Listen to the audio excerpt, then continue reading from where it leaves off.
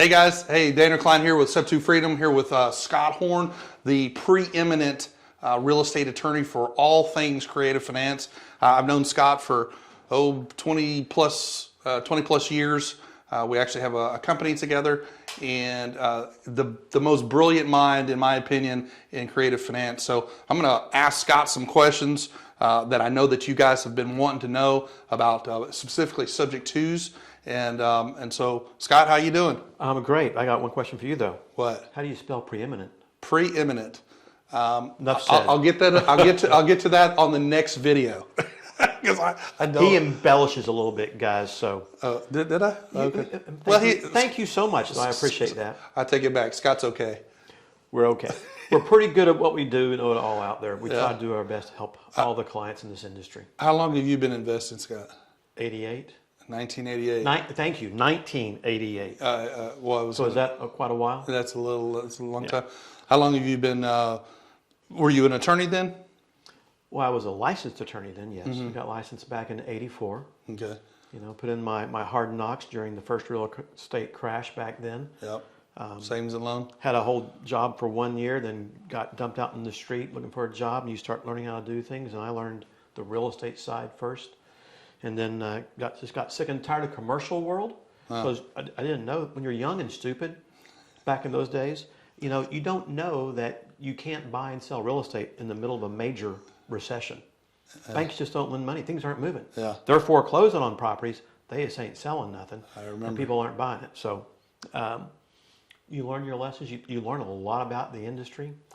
And I went through a lot of different scenarios that taught me so much about our industry.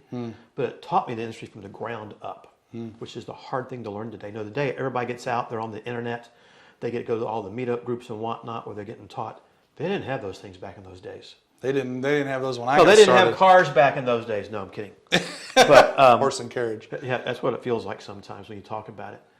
But when you have to really go out and learn things yourself, use a typewriter, which no one even knows what that is anymore, hardly. Yep. But typing your leases and whatnot, it becomes indelible on your mind, and you start learning the basics, and you retain it. And from there, you know, what I love to tell, you know, new investors and students of this game is become a student of the industry. There's so many things to learn. You don't have to be an expert in any one of them. But you have to know basics. You know, for instance, I learned the mortgage business real fast because I'm out trying to play this game and I'm meeting people in the mortgage industry and whatnot. I had no clue what a mortgage were, what the requirements were, but I could sure sit there and shoot the breeze with them real quick, you know. And I would hear them say these things, I ask them questions back, and you start to pick up the lingo. You pick up what's going on. You ask questions. And over time, guess what? You start to learn it, right? You start to become an expert. Yeah. I didn't know what a title company was or what a title company was needed for or anything else or how it worked. How do you learn that? You go sit down and you talk with somebody. Hey, what do you guys do? How does this stuff really work? What can I do to help you and make things easier and better? And you educate yourself through the basics. You know, maybe you got a great real estate investor, right? Who's been out playing the game, who has been through the school of hard knocks, and all the things that happen in our business and industry out there, and you ask questions, and you start learning things along the way. You are never going to pick this up day one, are you? No. I don't care what it is. No. You know, but there are things to learn about business. You need to understand the banking industry, maybe. What does a bank want to see? I always tell the story that when we got started, because we were using what is now known as hard money. It wasn't even known as hard money back in those days. It was just private capital. And it was ridiculous rates, 17.75 and 15 points. Well, that'd be all right if I was on the lending side of that. That would be all right. Now, of course, this is only for a $15,000 house back in those days that you can't even buy the land or a piece of grass for that much anymore. That's right. But it was ridiculous. You go, we can't keep doing this. But you go start buying from the bank. I had no clue what a bank wanted or needed or wanted. I didn't know what a financial statement was or what needed to be in there. And you go in and you trip all over yourself and you screw up. I spent hours practicing in front of the mirror. I was so scared to death to talk to the bankers. That's a shocker. It is, isn't it? You scared to talk? I was horrible scared to talk. How do you think I learned to talk? But, You know, by doing that, guess what you do? You start to learn what they are looking for, what they need. It's just that so many people give up early. They're not willing to pursue and persevere through all those issues. Well, what I've noticed is that people want instant gratification, so they think that, you know, they watch the late night guru, they feel like, you know, hey, I can, you know, replicate just a little bit of that, and then, you know, when they don't have instant success in like the first week or 2 weeks, then, you know, well, it didn't work. You know, I love in seminars I get a chance to put on to talk about the movie about the founder, which is about McDonald's. And what got me that whole movie was towards the very end, his one word, persevere, is what got him there. Yep. And that is what I see so many young investors, the newbies, as we say in the industry, get started. They don't have that ability to persevere. But they do. They want instant gratification. Yep. And this is not an instant gratification business. I always tell people this is a get rich slow business. Get rich slow business. It is. But you know what? You still get rich. Oh, you still get rich. We've been very fortunate on our end. I know you have been too. Yeah. But it didn't happen like this, right? Oh, it was woof. Oh yeah, that Like was a long this. time. I just put out a reel today, and I was talking about my old 2003 Toyota Tacoma. I've got 300,000 miles on it. Well, that was my daily driver. My kids used to tell me all the time, "Dad, you act like you're broke," and I wasn't broke, but I was putting all of my money into assets that pay me residual income, and so As opposed to depreciating asset, it's going to go away. yeah, like the car that I had in that same. So I did have a depreciating asset. It's a Lamborghini Huracan, but We have both been there and done that. yeah. And to this day, you know, there's a book out there. I don't know if you've read it or not. I actually never read it, but I researched it. It's called The Millionaire Next Door, Oh yeah. about the habits of the people who have money versus those who don't. Yeah. And I actually told my daughter and son to read it. Yeah. And I said, don't read it. At least go to this website and look at the basic premises that are Cliff put forth in it. notes, Yeah. And it is so common sense. You know, and I always saw here in Dallas, Texas, of course, the number one area for high-end houses and whatnot is Highland Park, right? Highland Park. Yep. And it has been my understanding that most of those people who live there live hand to mouth. Yep. Every dime that comes in goes out because they want that prestige to live there, school district, all this kind of stuff. That's the way it is. Do you want to guess? I'm sure this isn't true today, but it used to be true for the Dallas area. What was the number one neighborhood that had the highest residual income? You want to take a wild guess? In Dallas? In Dallas. Lake Highlands. Castellanda. Well, that's practically Lake Highlands. Practically. Pretty Right next door close. to it, right? Yeah. And you hear that, you go, are you serious? Yeah. But it's those lessons. Buy the used car, not the new car. Yeah. Sometimes drive it till it drops, right? Well, It's that's not what I did about- with my Tacoma. Yeah, it's not necessarily about how much money you make. I love to say it's about also how much money you can save by being smart. Well, another thing I would say is lifestyle.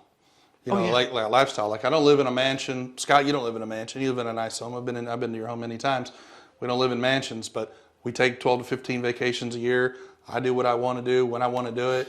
And you know, it's a whole lot different when you're living life when you're not worried about how you're going to pay your bills. You're thinking about what can I create, because you know now all of a sudden I've got time freedom. So now my challenge is what do I do with my time? Well, it is. And You know, I keep finding ways to fill mine up by creating new entities and whatnot. Yeah, up sure. here.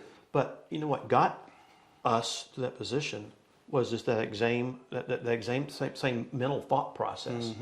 You know, you make money by saving money, by learning how to cut costs and expenses, by getting creative, learning how to think through deals. You know, I would love to own 4,000 houses a day or 4,000 mortgages. I had to eat though. So I had to sell some of my stuff off over the years because we've done a huge volume of properties outside of our law practice. And, you know, it'd be great to do that. You have to give up something to make something. Right. And you give up more to keep more. Give up more, and it's just that constant building process. But again, it falls back on the very first thing you said almost, which was instant gratification. It's not about that. You know, people, you see about the most prolific strategy in the marketplace is what? Stocks and bonds, the stock market. In the real estate marketplace. Oh, in the real estate market. Oh, it's wholesaling. Wholesaling, right? Oh, yeah, wholesaling. Because it's cheap entry. Yep. Supposedly it's easy. It's not that easy. But if you get the right place, you can do very well for a while. You know, for the past several years, people have been on this uphill swing, just knocking it out of the park. Oops, guess what? It's changed. Yep. Brakes have been put on. But our industry and our business, the creative finance world, never changes. It hasn't changed since 1988, since I've been into it. And I understand even before that, you know, what we do in the creative finance world, the subject to world, the wraparound mortgage world, those kind of things. Seller finance. Those names really didn't exist too much. Yeah, they were always out there. No, a wraparound was a wraparound. But pre-1986, they used to have this thing called the FHA non-qualifying assumable loan. And they actually had documents made up, so you just walk in, take it over, didn't worry about a thing. No due on sale, no issue, lender approved, done. Didn't even have to send a lender notification. Just take it over and keep making payments. Until they couldn't figure out who was making payments to the banks, right? Well, they had a first lien on the property. They didn't care. If money was coming in, they were happy. By the way, most banks are still happy if money's coming in, right? That is true. Not always, but most of the time. Most of the time. But you look at that a little bit, and they unfortunately did away with that. But it wasn't called, that was truly what you call one of the first sub-2 type arrangements that was preordained and created. And then when the 90s came up, by the way, so that's when I kind of got started in the business, you know, you could buy houses so cheap it didn't matter back in those days. So you just used cash, you didn't worry about anything else, and you went on. Not only that, though, but you'd have to be a student of our industry. Go back to the 70s and through the 80s. Interest rates got up to 21% for homesteads. Can you imagine that? Well, then we're bitching about 8%. I was going to say, we're puckered up over 8%, and it was 21% for a while. 2.5 times. Would you want to take over a 15 or 18% interest rate loan, or go pay cash at your bank and get 7 or 8%? Done. So you look at times and you look at history a little bit, right? And times change and morph. So what happens in 08, 09 when the crash hit? You know, boom, you couldn't get a loan. You couldn't get a loan. So what was the solution? Creative finance. Subject to creative finance, that's right. And it's changed a little bit over those last 10, 12 years as well, which has kind of been fun to watch the changes. And it's prolific right now. Yeah, obviously more, actually that's how I got into doing courses. So I had a ton of time, taking tons of vacations, spent a lot of time with my family, and my children decided not to go to college. They want me to mentor them. And so the timing was great because interest rates are high. Now everybody wants yesterday's interest rates. Well, hey, we got the solution. SubTo Freedom, you know, creative finance. We can go out and get yesterday's rates, and then then resell the property on today's rates. No, that's how it works. That's right. Now, grant you, there's a lots of ins and outs in between all that, right? By the way, Daniel, this is what's fun talking about this with you because it's so much fun. We get a chance to talk the real life aspects of the game because we both live in that world. Yep. Get a chance to meld it into the legal side as well because, gosh, that's you got to do it right at the end of the day too, right? Yep. But just getting these points across to the audience is so important to realize. This is a potentially generational wealth gig. You know, whether you are buying it subject to and using it as a rental property, got it. You know, some people may want to buy it sub to and live in it. Awesome, you can do that too. Sure. If you got lucky enough to get a fix and flip that way, that had enough equity in it, okay. Those are hard to find today, I think, unless you get into some real secondary marketplaces or tertiary marketplaces. Or using the back end creative finance side of buying it sub to and doing a wraparound mortgage. But when you understand these kind of things, you're able to create not only, you know, income today, but it's that income tomorrow. I'm still getting paid on stuff I did in 2005, Scott. It's awesome, isn't it? Yeah, it's fantastic. In I 2008, keep asking to get those houses back, but because you can make money again on them, but rarely does that happen, unfortunately. And in 2008, you know, we did really well because we were able to maneuver because we understand the industry and we did things right. We actually came out of the 2008 timeframe mortgage crisis. We actually came out better than when we went in. Oh, yes. So you know, but it's also a recognition factor of some things. You know, pre-08, 09 crash days, we were rocking and rolling. Oh. No one's expecting anything to happen. Money was so easy. I mean, overnight, it was done. Yep. Overnight. And of course, you talk to people today, they go, what? Yeah. Because they weren't there. They didn't see Can't fathom it. No. And then that fallout and the aftermath for the 3-4 years to come, oh my gosh, I don't ever want to go through that again. Yeah. I know I want to be more aware of the circumstances, like even today's marketplace in 2023, 2024. You kind of go, what's going on? You know, you talked about selling some houses, and we'd had to sell some houses in 2008. That was the right move. I wish I had those today with the appreciation we've had in the area. But that was the maneuvering that we had to do back then. There are those people. If you've got tons of cash, you have the ability to buy. And by the way, a buy and hold strategy is always the best strategy for long-term wealth. 100%. Holding an asset. But when you have to get out of deals because you can't afford to carry the debt load, you do what you have to do. And if you have money that gives you the ability to do that, you can do lots of things with it. Sure. But you have to have generated that money first. And there were those here, like in DFW, who did, and I can tell you some names, but they were very fortunate they had the ability to do those kind of things. Got it. But sometimes you don't, and you do what you have to do to navigate through those things. I know you and your partners did those kind of things. I know we did that. We've been there. We've done that. We don't want to go back and do it again. Don't want to go back and do it again. Be more wise, maybe a little bit more conservative going forward in the future a little bit. Well, Try to recognize things a little bit. Because if you had a crystal ball back then, I mean, we could have done anything, right? But who the heck knows? You know, I would have done things differently between when I got into the business in 2002 and 2007, right up before. I would have done things differently then when, I mean, money was just easy. The banks were giving money away. Yep. You know, the lending requirements were, you know, if you had a heartbeat and you could fog a mirror and had a social security number or what have you, then you got a loan. Yep. And that was about it. So I would have done things a little bit differently between 2002, 2007. Imagine if you could have gotten, I'll tell you, we did some loans back then. I did 50 loans with one mortgage company. Now, they were investment loans, but 50 at one time. Oh, wow. Done.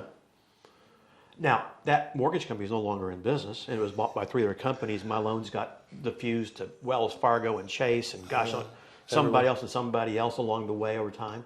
And of course, the problem is the things that we did then with the mortgage company and disclosed never filtered down to their banks. And so, you know, that funnel thing that we'll talk about later called due on sale raises its ugly head once or twice. That it was like, wait a minute, guys. Full disclosure, originally it was like, well, we don't have anything about that. And it just is what it is.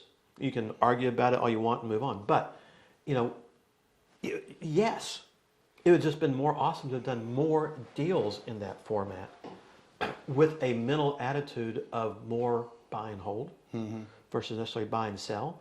And again, though, but like if you're in this business, you know, one of the things I know we love to talk about was what drives this business, which is cash flow. Equity does not drive our business. It doesn't pay bills. No. Looks good on a balance sheet. You make some money on a fix and flipper, it pays some bills and it's gone. Yep. You've got to have that reoccurring positive cash flow, and it's getting into that mental mindset and focusing on it and never taking your eye off it. Yeah, guess what? Every once in a while, you got to do something to put some money in your pocket so you can pay the bills, do this, do that. Which would be a wholesale and a fix and flip. Absolutely. Yeah, there's a place for it in the marketplace. Oh, heck yeah. Do you consider Do you consider wholesalers investors? Do I? On a small scale basis. I think limited middle aspect. I think they're a marketing agency. I mean, they market for a seller, they market for a buyer, and they cut out a piece in the middle. That's it. Yep. You know, they'll call themselves investors. Yeah. You know, and again, and not to degrade a wholesaler. I mean, there's a place in the market for that too, right? To me, that is a job. Yes. You know, I always tell investors, this is real estate investing. It's not real estate job. You want a real estate job? Go be a realtor. Yeah. Go be a wholesaler, because that's a job. Yep. You never get off that hamster wheel. You're always on it, rolling, nonstop. I mean, I talk to wholesalers all the time, guys. If you're not buying whole properties, you're missing the boat, because you do your wholesale deal.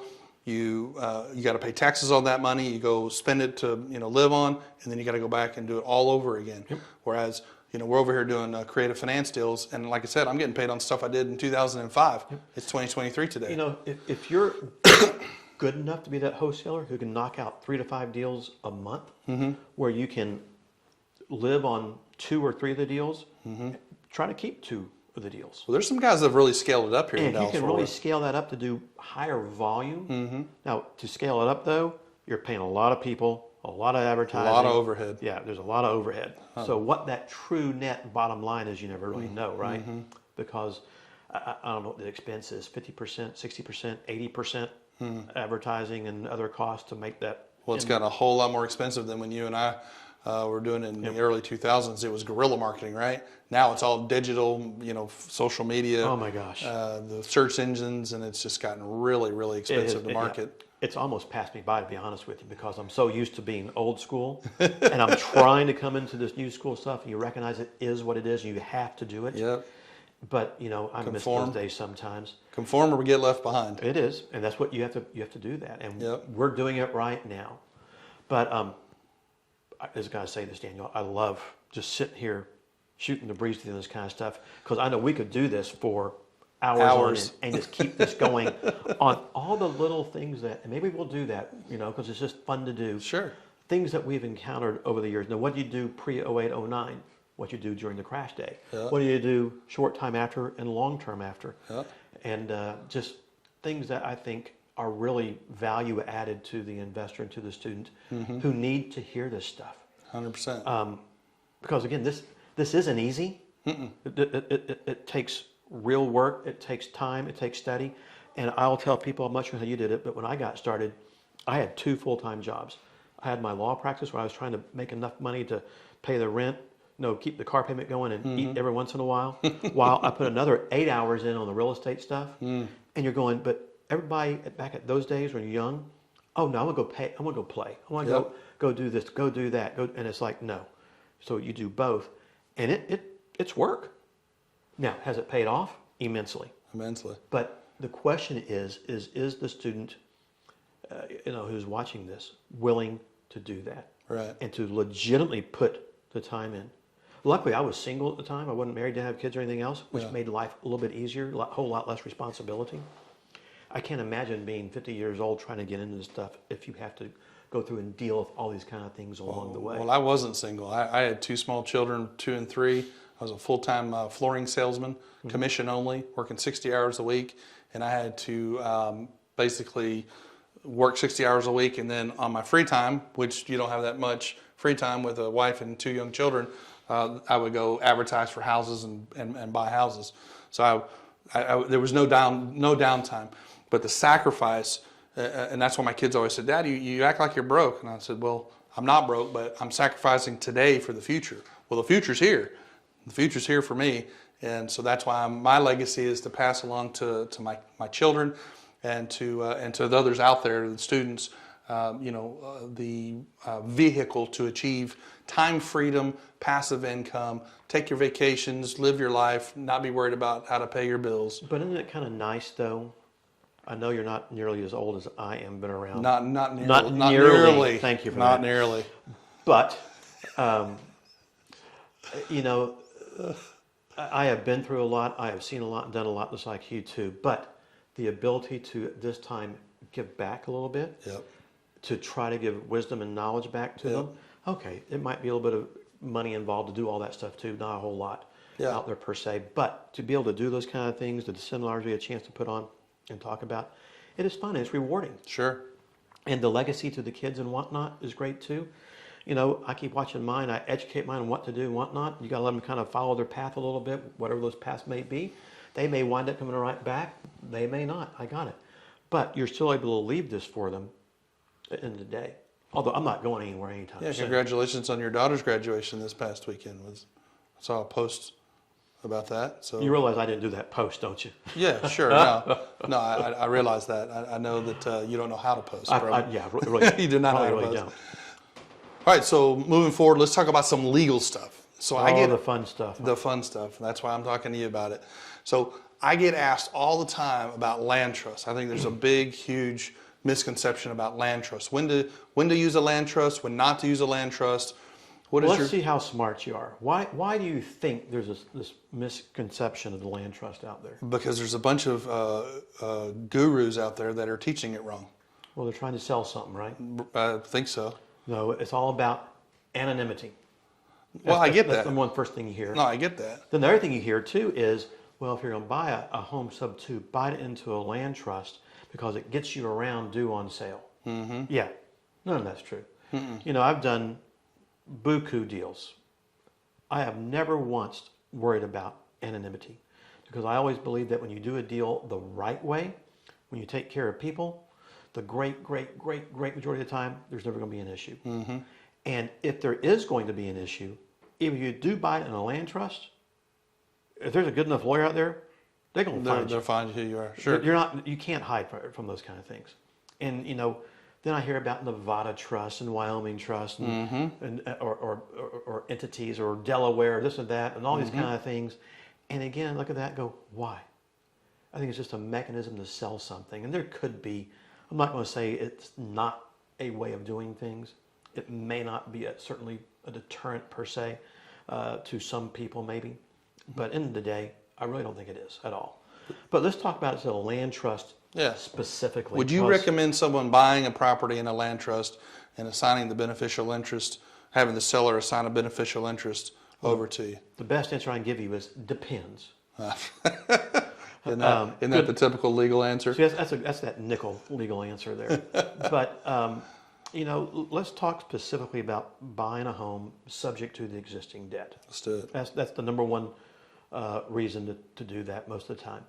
And so what I will tell an investor is first off, you can buy it just in your corporate entity, LLC, corporation, limited partnership, or a legitimate trust, if you've got one. And that's fine. Why is that fine? Because although issues do arise from things such as due on sale and things like that, they're pretty minimal.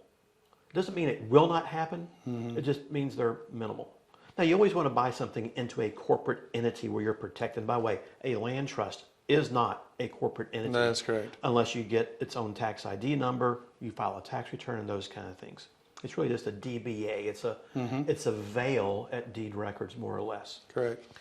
But I don't have an objection if you're going to buy subject to closing into a land trust if you're going to do a fix and flip, if you're going to hold it as a rental property, long-term, short-term, whatever, or live in the home. No objection to the land trust. Is that even possibly beneficial? Sure.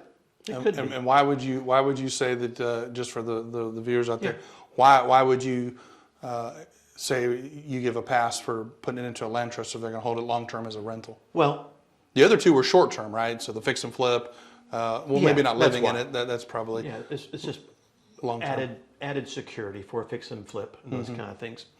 But you know, for a rental owner-occupied type arrangement, being in a land trust isn't a bad thing. You know, you go way back. Why is there even a trust out there?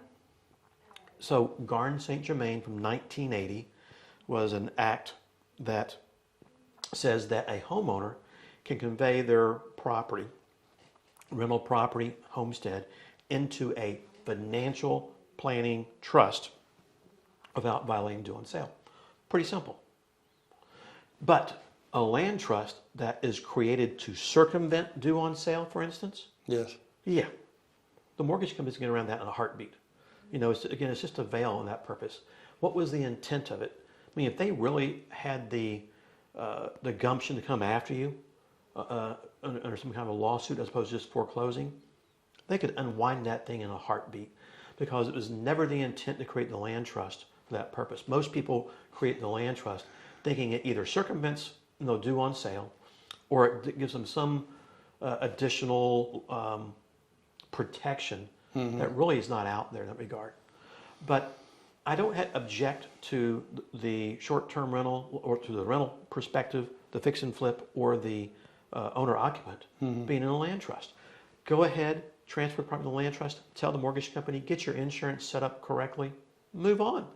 Let the mortgage company determine what you did or didn't do. Right. I'm not here to tell them. And at the end of the day, so long as they're getting their money paid timely, they really don't care. And so the next question is so if you put it into a land trust, you purchase it into a land trust, the mortgage company, for whatever reason, decides to call the loan due, what's the remedy? Well, the bottom line is you do that, it's like, hey guys, this is my own trust I put it into. Now, I think it's important to structure the trust correctly and properly, which is I see so many people not doing the right way. And I'd say if people have a question about that, they can always reach out to us. We can talk about that because that's legal advice, which I don't really want to give here on air, those kind of things. Sure. Just liability issues that can come up. But, you know, the utilization of the land trust works. I think simply explaining to the mortgage company, it's my financial planning trust. They're not going to question that in most cases. You got to make sure that the insurance has been set up properly because in that scenario, the original seller and the land trust need to be on the insurance as co-insureds or additional insureds in that format. Correct. With the beneficiary, which might be an LLC, as a secondary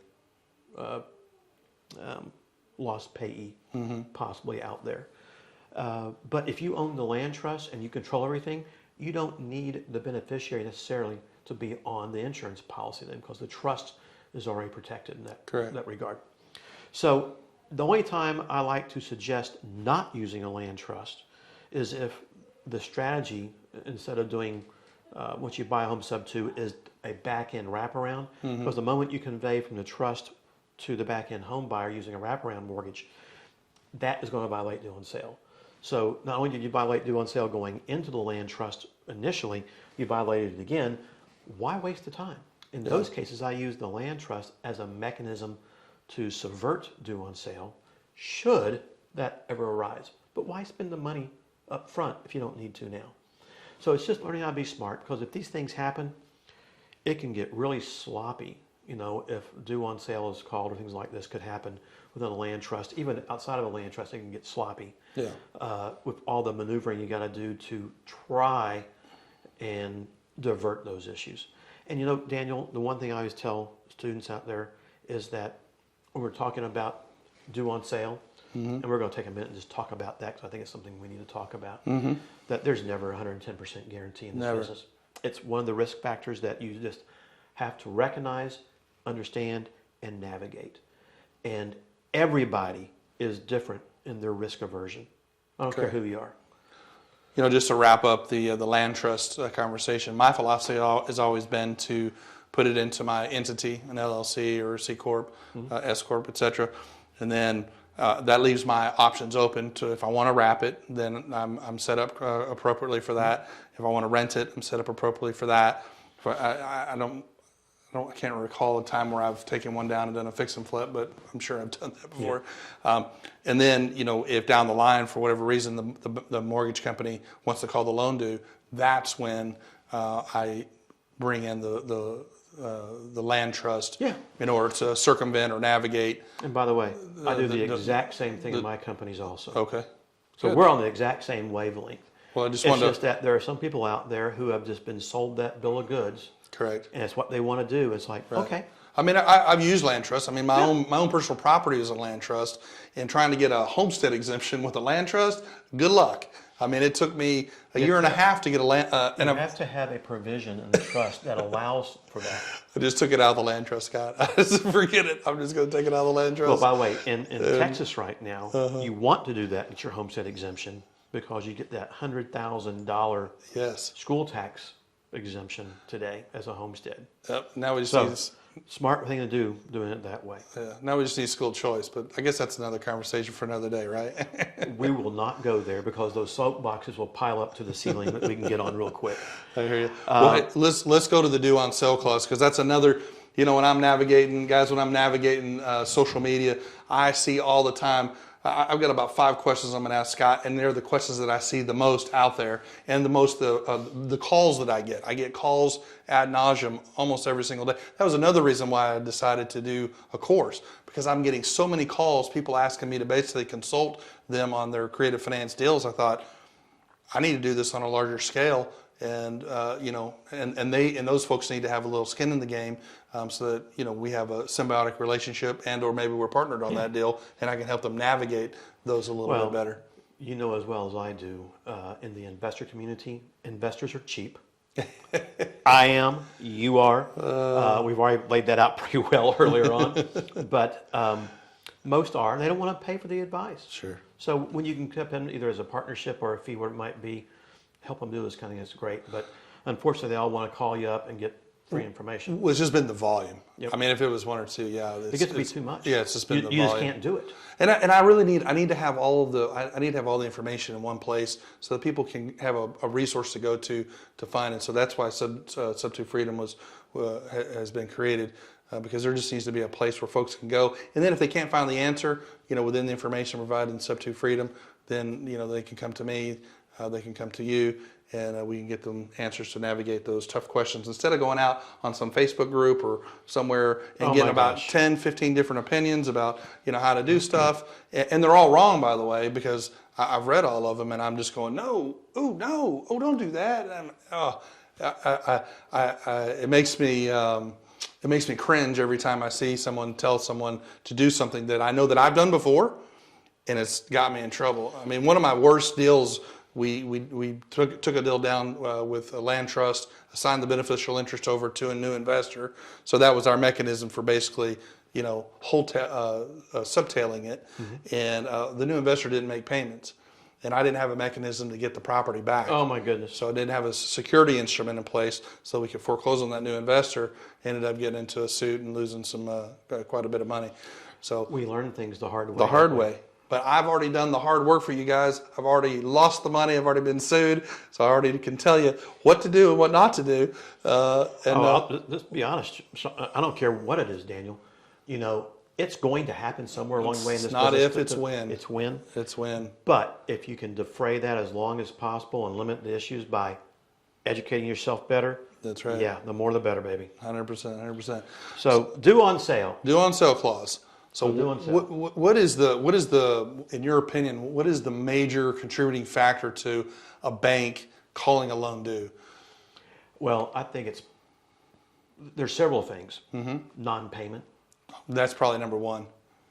Potential probate issues that aren't being handled correctly on acquisition. Mm-hmm.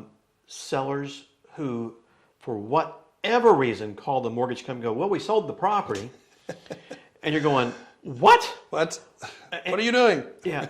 But I've also, just to be completely honest, I have seen situations, and by the way, I say honest, you never really know what happened 100%. Sure. But they just call it due. For no reason at all. Insurance. Did you mention that? Insurance was done correctly? Yeah. When they kick it out and all of a sudden it gets flagged and all of a sudden they're going, what's going on here? Yep. And let's talk about one more thing. Small bank. Yes. Not mortgage company, bank, credit union. Mm-hmm. Because they're portfolio. Portfolio they're lenders. Small. Explain what a portfolio lender is. Well, they actually hold the debt internally, unlike Bank of America, Wells Fargo, Chase, et cetera. They may originate. We call those the big box. The big box boys. They may actually hold some, mm-hmm. Which they do, but they also put a lot of those out to Fannie and Freddie. Mm-hmm. Fannie Mae, Freddie Mac is where they do it, and they just wind up servicing the debt in some format through one of their main servicers along the way.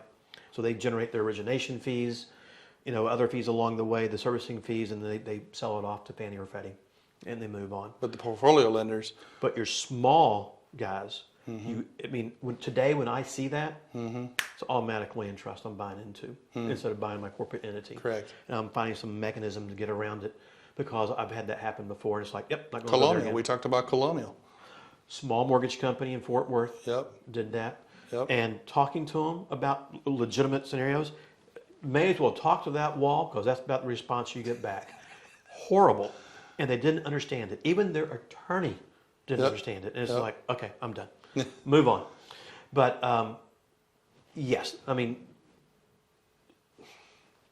so proper structure up front, insurance is really number one. Yeah. If there's a probate, make sure things are handled properly.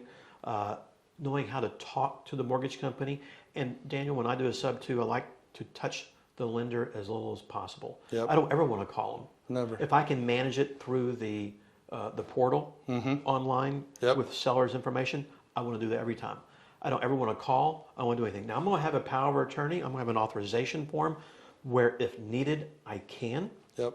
I just don't want to do that. That's my fail-safe on the back end I'll go with. And that's the only thing that we do. Our standard operating procedure, send in the power of attorney, change the address, change the phone numbers, and change passwords and whatever on the portal. and that's the only contact that we, and submit the insurance. That's the only contact that we ever have with the mortgage company, other than obviously sending them payments every month. And it's also just realizing, I was saying earlier,